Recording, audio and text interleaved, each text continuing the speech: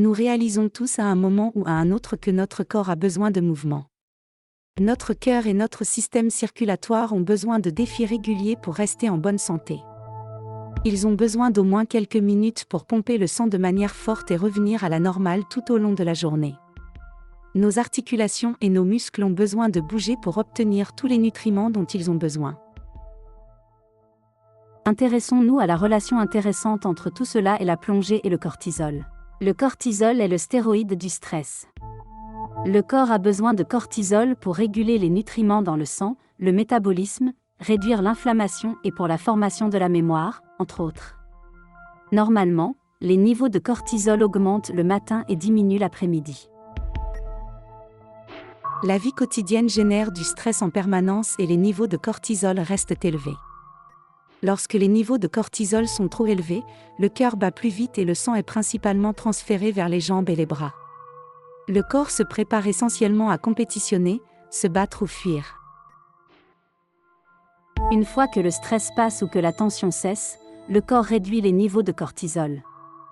Mais si le cycle ne diminue pas après l'augmentation et que vous restez stressé, vos niveaux de cortisol peuvent rester élevés et ce n'est pas bon. Cela peut signifier moins de sang et de nutriments pour nos organes et peut finalement générer tous les problèmes de santé courants que nous connaissons déjà. C'est là que la magie de la plongée entre en jeu. En général, l'activité physique augmente les niveaux de cortisol en fonction de l'effort fourni. Cependant, la plongée l'augmente plus que les autres activités en raison du contrôle de la respiration, du stress physique, de la déshydratation, etc. Si vous faites également un effort plus important en luttant contre un courant ou parce que vous vous sentez en danger, cela augmente considérablement les niveaux de cortisol. Cela s'applique particulièrement aux plongeurs débutants. Cependant, lorsque vous êtes un plongeur expérimenté, lors d'une plongée normale, vous avez un contrôle complet et vous ressentez une paix croissante au fur et à mesure que la plongée progresse. Et cette paix dure tout le reste de la journée.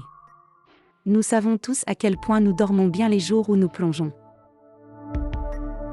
Nous pouvons comprendre que, en partie, il y a une dissociation entre le corps et l'esprit. D'un côté, votre esprit est en paix et de plus en plus détendu pendant que vous plongez, mais d'un autre côté, les niveaux de cortisol peuvent automatiquement augmenter car le corps est soumis au stress du froid, de la déshydratation, de l'apesanteur, de l'effort musculaire dû au coup de pied, etc. Lorsque vous terminez la plongée, votre corps commencera à diminuer les niveaux de cortisol. Mais il le réduit même en dessous de ce qu'il était avant la plongée. Grâce au plaisir et à la survie de l'expérience, votre cerveau produit un cocktail de produits chimiques qui vous font vous sentir bien. Enfin, la combinaison de paix mentale, de cortisol réduit et du cocktail d'endorphine fait de la plongée la meilleure façon d'atteindre le nirvana.